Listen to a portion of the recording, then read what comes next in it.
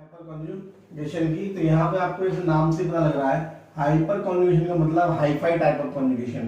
देखो क्या hi-fi type का यहाँ होगा आप समझें। तो सिंपल कॉन्जुगेशन था उसमें हमने क्या देखा था कि पाई का कॉन्जुगेशन पाई के साथ या पाई इलेक्ट्रॉन्स के साथ या वेकेंट पी के साथ हो रहा था वहां पे, है ना, फुलफिल्ड बी के साथ।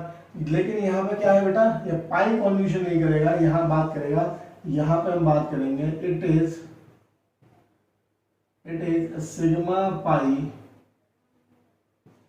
it is sigma pi conjugation। ये होता है आपके पास सिग्मा पाई कॉन्जुगेशन, यानी यहाँ पे सिग्मा जो बॉन्ड है उसका कॉन्जुगेशन होगा पाई के साथ में। किस तरह से होगा देख लेते हैं।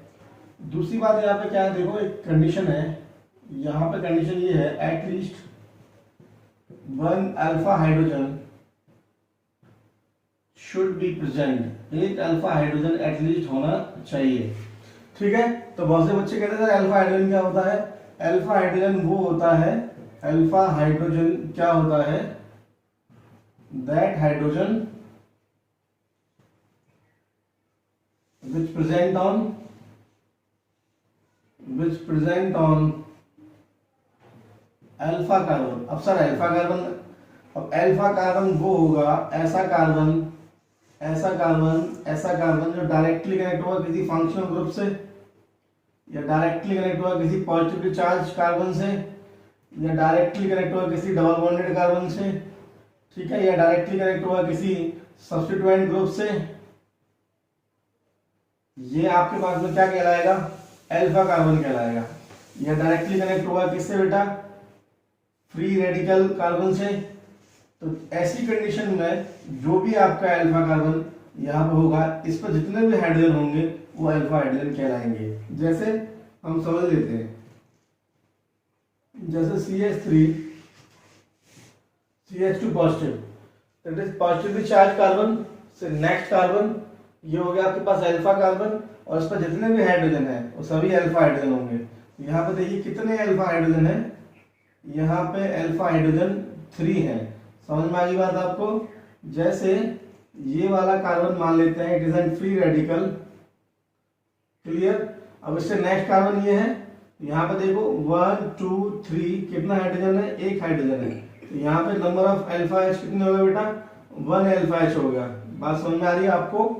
तो अल्फा एच आपको देखना जरूरी है आना, क्योंकि अल्फा एच से ही यहाँ पे हम सारा काम करने वाले हैं। और सर कैसे देख सकते हैं, देखो भाई,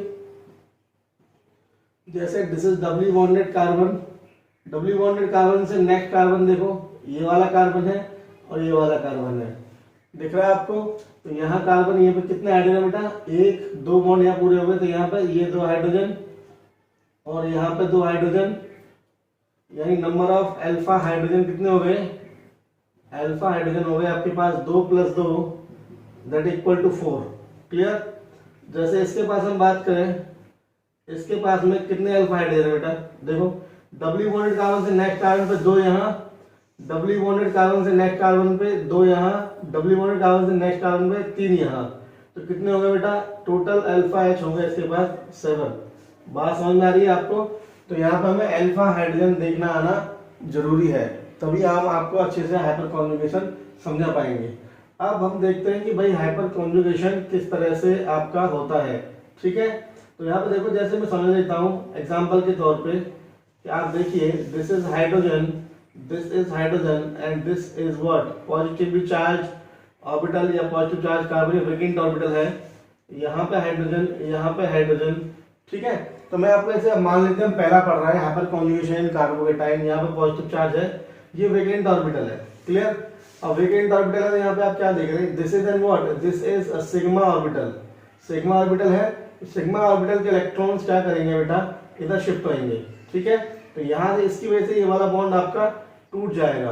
तो ये जब ये बॉन्ड, जब सिग्मा बॉन्ड के इलेक्ट्रॉन इधर शिफ्ट हुए तो हुआ क्या, देखो यहाँ हम ऐसा भी कह सकते हैं, ये जो आपकी फील्ड ऑर्बिटल है सिग्मा इलेक्ट्रॉन की, ये फील्ड ऑर्बिटल है, सिग्मा ऑर्बिटल है, ये इस पाई ऑर्बिटल के साथ में जो वेकेंट ऑर्बिटल है, वेकेंट पी ऑर्बिटल है, इसके साथ में क्या कर जाएगी, ओवरलैप कर जाएगी। और इसके जब ओवरलैप होगा तो इलेक्ट्रॉन इधर शिफ्ट होंगे, तो इसको हाइड्रोजन से बॉन्ड तोड़वाना पड़ेगा।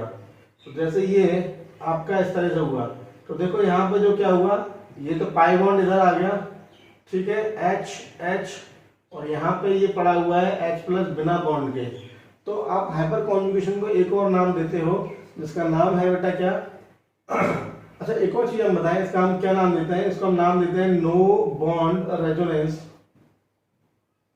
नो बॉन्ड रेजोनेंस इसी को कहते हैं, और इसी को हम एक और नाम देते हैं, that is baker-Nathan effect. Baker-Nathan effect. तो आपको बता दूं नाथन को इंडियन नहीं है, आप समझ लें नाथन से ऐसा नहीं कि इंडियन है, ठीक है। तो यहाँ पे देखो आपका ये this is hyper conjugate structure है यहाँ पे। अब हम बात करें, ऐसा जरूरी नहीं कि इस वाले हाइड्रोजन के साथ हो सकता था ये जो वेकेंट पी ऑर्बिटल है विद दिस सिग्मा बॉन्ड, ठीक है, it can be overlap with this sigma bond and this sigma bond, यानी this is sigma orbital again and this is again sigma orbital. तो this vacant P orbital can overlap with this also and this also. तो पहली बार में तो हो गया इसके साथ में, अगर ये इसके साथ ओवरलैप करता तो क्या होता देखो, तो यहाँ पे ये वाला बॉन्ड बिना एच के पड़ा होता, बिना बॉन्ड के पड़ा होता है ये वाला हाइड्रोजन, यहाँ पे आपका होता कौन सी, और यहाँ पे ये हाइड्रोजन जैसा है वैसा, जैसा है वैसा, this is what CH2, clear. अगर ये इसके साथ होता तो क्या होता बेटा, अगर ये इसके साथ होता तो ये होता इस तरह से C and this is H, और ये वाला H जो है बिना बॉन्ड के पड़ा होता है यहाँ पे and this is CH2, this is what hyper conjugated structure. तो कितने हाइपर कॉन्जुगेट्स आपके पास मिले, 1 2 and what 3, clear. Of alpha hydrogen positively charge carbon से नेक्स्ट कार्बन पे 1 2 3 हाइड्रोजन थे, तो यहाँ पे देखें 3 अल्फा हाइड्रोजन है, और यहाँ पे आप देखें उतने ही क्या है, number of hyper conjugates, hyper conjugates या कॉन्जुगेशन स्ट्रक्चर, कॉन्जुगेशन स्ट्रक्चर वो भी कितने हुए बेटा, 3 हुए, क्लियर। तो जितने अल्फाज होंगे उतने ही आपके पास में हाइपर कॉन्जुगेट पॉसिबल होंगे, क्लियर। इस पर जो जेई ने क्वेश्चन पूछा हुआ है, इस कॉन्सेप्ट पे वो क्या क्वेश्चन पूछा हुआ है, जेई ने जो क्वेश्चन पूछा हुआ है वो इस तरह से है, और आपसे पूछा है कि कितने हाइपर कॉन्जुगेट स्ट्रक्चर होंगे, तो कुछ ऐसा था इस तरह से आपने पूछा, this question is encountered in JEE also, ठीक है। तो क्वेश्चन पूछा कि नंबर ऑफ हाइपर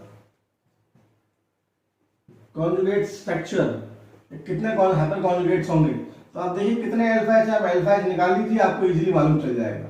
तो पॉजिटिवली चार्ज कार्बन से नेक्स्ट कार्बन, तो एक अल्फा एच तो यहाँ होगा, इससे नेक्स्ट पे 1 2 2 यहाँ होंगे, और यहाँ कितने होंगे बेटा, 3 यहाँ होंगे, 1 2 3 4 5 6। तो बताओ इसका आंसर क्या हुआ, नंबर ऑफ हाइपर कॉन्जुगेट्स वो आ गया आपके पास 6, ठीक है। तो बहुत ही इजी क्वेश्चन था जो जेई ने पूछा था। एग्जांपल और कर लेते हैं ताकि आपको प्रॉब्लम्स बिल्कुल साफ साफ क्लियर हो जाए किस तरह की प्रॉब्लम से पूछ सकता है आपसे।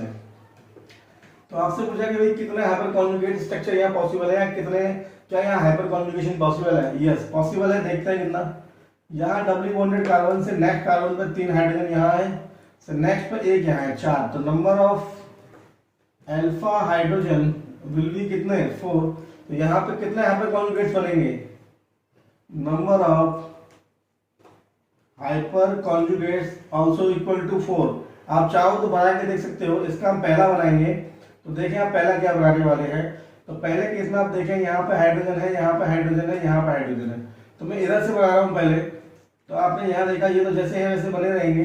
तो यहाँ पे क्या हुआ, तब ये बॉन्ड टूटा, तो ये बॉन्ड टूटने के बाद में देखो इसके बीच में क्या आ गया बेटा, डबल बॉन्ड आ गया। ये एच जैसा है वैसा है, जैसा है वैसा है, और ये एच आपके पास पड़ा हुआ है बिना बॉन्ड के।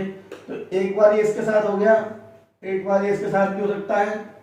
तो ये देखें आप, अगर ये ऐसा है तो ये आपके पास में कौन है, जैसे सी, डबल बॉन्ड सी, तो ये वाला बॉन्ड आपके पास प्रेजेंट है, ये वाला बॉन्ड आपके पास प्रेजेंट है। अब ये इसके साथ हो गया, क्लियर।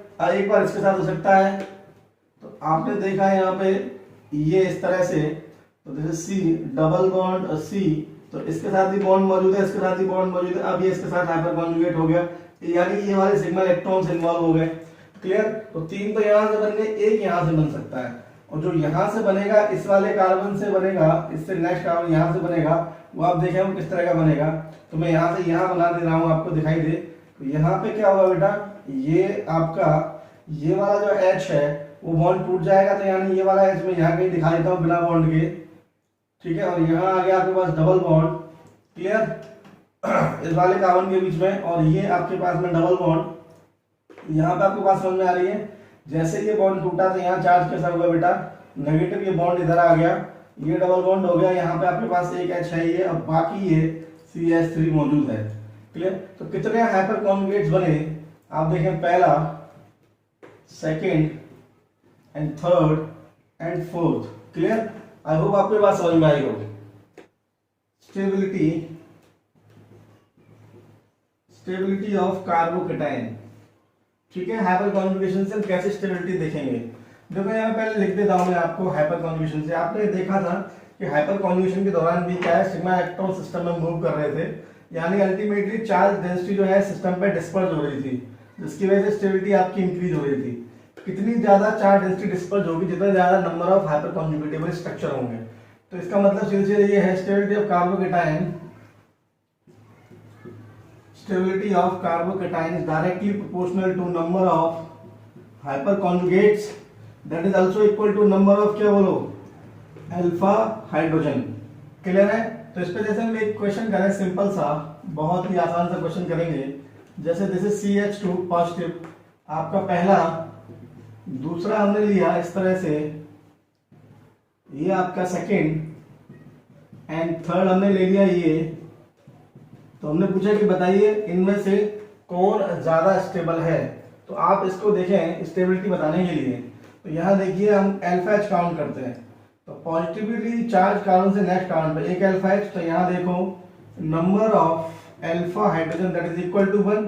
यहाँ देखो पॉजिटिवली चार्ज कार्बन से नेक्स्ट कार्बन पे 1 और 3 यहाँ, तो यहाँ पे नंबर ऑफ अल्फा एच कितने हो गए बेटा, दैट इज 4। तो यहाँ देखो पॉजिटिव कार्बन से नेक्स्ट 3 यहाँ, 2 यहाँ, 2 यहाँ, 7। तो अल्फा एच यहाँ कितने, 7।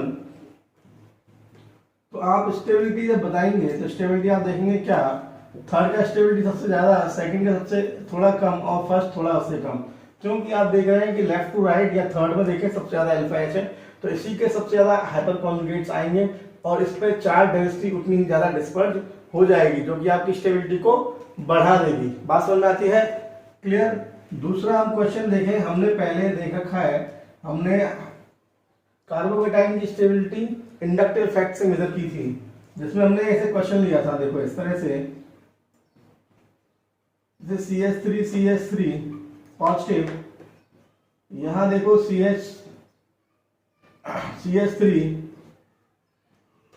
CH3 positive, this is second, this is first, and यहां देखें CH2 पॉजिटिव, थर्ड, और हम एक और देख लेते हैं यहाँ पे चौथा, this is CH3 positive, that is methyl carbocation. तो यहाँ स्टेबिलिटी आप चेक करिए, तो पॉजिटिवली चार्ज कार्बन से ज्यादा नेक्स्ट कार्बन पे कितने हाइड्रोजन है, 3 यहाँ, 3 यहाँ, 3 यहाँ, तो यहाँ अल्फा हाइड्रोजन कितने हो रहे हैं बेटा, 9। और यहाँ आपने देखे अल्फा हाइड्रोजन कितने हो रहे हैं, यहाँ पे अल्फा हाइड्रोजन हो रहे हैं 6, यहाँ पे अल्फा एच हो रहे हैं 3, और यहाँ पे नो अल्फा एच तो 0। तो बताएं आप सबसे ज्यादा स्टेबल कौन होगा, यहाँ पे अल्फा हाइड्रोजन 0। तो सबसे ज्यादा स्टेबिलिटी की बात आप करने वाले हैं, तो आपको मालूम है this is what 3 degree carbocation, तो first then second then third and सबसे कम कौन, फोर्थ। आप ये इंडक्टिव इफेक्ट के यहाँ पे भी देख चुके थे, और आप यहाँ पे देख रहे हैं इसको किसके भी यहाँ पे, हाइपर कॉन्जुगेट्स के भी यहाँ पे। अब कुछ जगह पे हमें आपकी बात ध्यान रखनी है, जो कि बहुत इंपॉर्टेंट है, मैं यहाँ पे बता रहा हूँ आपको। अगर कहीं पे हाइपर कॉन्जुगेशन और इंडक्टिव इफेक्ट साथ साथ लग रहे हैं, तो आपको बता दूं कि आप जब प्रायोरिटी देंगे, तो प्रायोरिटी आप देंगे तो हाइपर कॉन्जुगेशन को आप ज्यादा प्रायोरिटी देंगे इंडक्टिव से, क्लियर। एज फॉर क्या है, हाइपर कॉन्जुगेशन इफेक्ट, और आई क्या है आपको पता है, इंडक्टिव इफेक्ट। तो जब भी आप प्रायोरिटी देने की बात करेंगे तो किसको प्रायोरिटी देंगे, हाइपर कॉन्जुगेशन को, क्लियर है मेरी बात। क्वेश्चन आपके पास है CH3 पॉजिटिव फर्स्ट, आपके पास है CH3 पॉजिटिव सेकेंड, और आपके पास है CH3 CD3 पॉजिटिव थर्ड, और आपके पास में चौथा है, आपके पास फोर्थ है CD3 and CD3, this is fourth. अब आपसे पूछा गया था इनमें से कौन सा ज्यादा स्टेबल होगा, तो आप यहाँ पे क्या देख रहे हैं बताइए। यहाँ पे आप गौर करिए तो आप यहाँ देखें कि ये जो ग्रुप लगा हुआ है वो प्लस साइन लगा रहा है, और यहाँ पे एक चीज इंट्रोडक्शन हो गई है, ये भी आपका प्लस साइन ग्रुप है, क्लियर। और आप यहाँ देखेंगे ध्यान से तो ये हाइपर कॉन्जुगेशन भी लगा रहा है ना। तो आप एक बात समझें मेरी, मैं यहाँ पे जो बताने वाला हूँ, मेरा आपका आंसर पता नहीं मुझे क्या होगा, या बताएंगे, चलिए बताइए क्या आंसर होगा। मेरे हिसाब से आंसर फर्स्ट का स्टेबिलिटी ज्यादा होगा, फिर सेकंड का, फिर थर्ड का, फिर फोर्थ का। कारण बताता हूं क्यों। जबकि आप क्या सोच रहे होंगे, सर प्लस आई का इफेक्ट हम बात करेंगे, तो आपको पता है कि CD3 का प्लस आई इफेक्ट ज्यादा होता है CH3 से। तो अगर आप इंडक्टिव इफेक्ट को प्रेफरेंस दे रहे हैं तो आपका आंसर इसका जस्ट उल्टा हो जाएगा, जो कि सही नहीं होगा, क्योंकि मैंने अभी बताया आपको अगर कहीं हाइपर कॉन्जुगेशन और इंडक्टिव इफेक्ट लग रहा है तो आप किसको प्रायोरिटी देंगे, आप देंगे हाइपर कॉन्जुगेशन को। तो अब प्लस एच की बात करता हूं तो मैं यहाँ पे कह रहा हूँ प्लस एच यानी हाइपर कॉन्जुगेशन CH3 का ज्यादा होता है CD3 से। उसका कारण आपको समझा देता हूं। कारण ये है कि इन CH3 ये जो आपके पास बॉन्ड लेंथ है, this is CH bond, CH bond length की बात करूं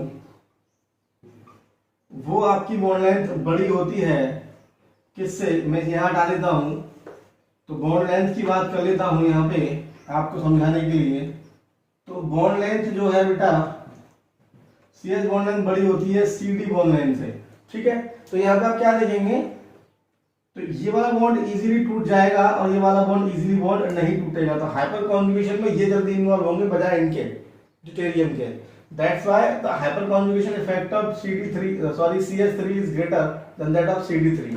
are you got it by idea. तो यहाँ पे क्या है, ओवरलैपिंग होनी है किसमें बेटा, इस H के किसमें बेटा, देखो पॉजिटिवली चार्ज कार्बन से नेक्स्ट कार्बन अल्फा कार्बन पर जो हाइड्रोजन है ये वाला बॉन्ड टूटेगा तो इसका जो ऑर्बिटल खाली होगा वो इसके साथ में क्या करेगा, पार्शियली ओवरलैप करेगा, तब ये बॉन्ड बनेगा आपका।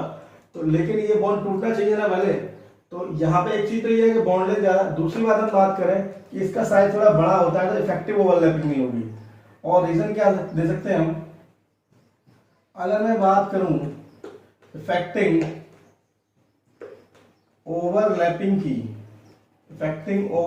की, तो अब मैं बात करूं पॉजिटिवली चार्ज ऑर्बिटल जो कार्बन के पास में है उसके साथ में, अगर मैं बात करूं यहाँ पे आपके पास में कौन था, कार्बन, उसके पास में ये D का ऑर्बिटल था। अगर मैं D का इलेक्ट्रॉन मानता हूँ, सिग्मा इलेक्ट्रॉन, तो इसमें कुछ साइज में डिफरेंस होगा और ये क्या है आपके पास में इफेक्टिव ओवरलैपिंग नहीं हो पाएगी। बात समझ रहे हैं मेरी बात। This is not a effective overlapping, not a effective overlapping, ठीक है। तो यहाँ पे सिग्मा पाई कॉन्जुगेशन मैटर नहीं होगा। लेकिन अब बात करो अगर यही चीज यहाँ हुई, this is the positively charge carbon having vacant p, this is the carbon having what, hydrogen sigma electron, this is hydrogen electron. तो यहाँ पे आपका जो ओवरलैपिंग है हाइड्रोजन के साथ में आपका क्या होगा, गुड ओवरलैपिंग हो जाएगी, गुड ओवरलैपिंग। तो इसीलिए क्या होता है बेटा, CH3 का हाइपर कॉन्जुगेशन ज्यादा होता है CD3 से। तो यहाँ हाइपर कॉन्जुगेशन यहाँ पे आपका मोर प्रायोरिटी देंगे, इसलिए स्टेबिलिटी का ऑर्डर ये आएगा। क्लियर। एक्सेप्शन है, किसका एक्सेप्शन है, एक्सेप्शन ऑफ इसका, यानी यहाँ पे इंडक्टिव वैल्यू ज्यादा प्रायोरिटी करेगी। देखो क्यों भाई, यहाँ समझ लेते हैं। अगर आप हाइपर कॉन्जुगेशन जा रहे हैं तो आप डायरेक्टली देखें, डबली बॉन्डेड कार्बन से नेक्स्ट कार्बन पे 3 अल्फा H, 3 अल्फा H है। यहाँ देखिए doubly bonded carbon, sorry positively charge carbon से नेक्स्ट, पॉजिटिवली चार्ज कार्बन से नेक्स्ट यहाँ 2 अल्फा H है, 2 अल्फा H है। तो आपके हिसाब से हाइपर कॉन्जुगेशन आप लगाएंगे तो आपका आंसर जो आएगा, जो आंसर आएगा वो आना चाहिए first is greater then second, ठीक है। लेकिन ये क्या आंसर गलत है। क्यों गलत है, अगर इसको समझ लेते हैं, इसका रीजन समझ लेते हैं। रीजन क्या है, आप देखिए यहाँ पे CCl3 है, it is what more powerful inductive effect लगाता है, माइनस आई इफेक्ट लगाता है, मोर पावरफुल माइनस आई। तो CCl3 is an more powerful minus I group. दूसरा आप देखें एक तो डिस्टेंस डिपेंडेंट भी है, यहाँ पे आप देखो बहुत पास में लगा हुआ है, यहाँ पे एक कार्बन छोड़ के है, क्लियर। तो यहाँ पर प्रायोरिटी किसको देने वाले आप लोग, इंडक्टिव को देने वाले हो डिस्टेंस डिपेंडेंट की वजह से। तो यहाँ इलेक्ट्रॉन ज्यादा खींचेगा तो पॉजिटिव चार्ज बहुत ज्यादा बढ़ा देगा, लेकिन यहाँ थोड़ी डिस्टेंस बीच में CH2 ग्रुप आ गया है तो इलेक्ट्रॉन को थोड़ी डिस्टेंस पे खींचेगा, ठीक है। तो यहाँ पर इसलिए सेकंड की स्टेबिलिटी क्या होगी, आंसर सेकंड का स्टेबिलिटी ज्यादा होगा किससे, फर्स्ट से। आई होप आपकी बात समझ में आई हो।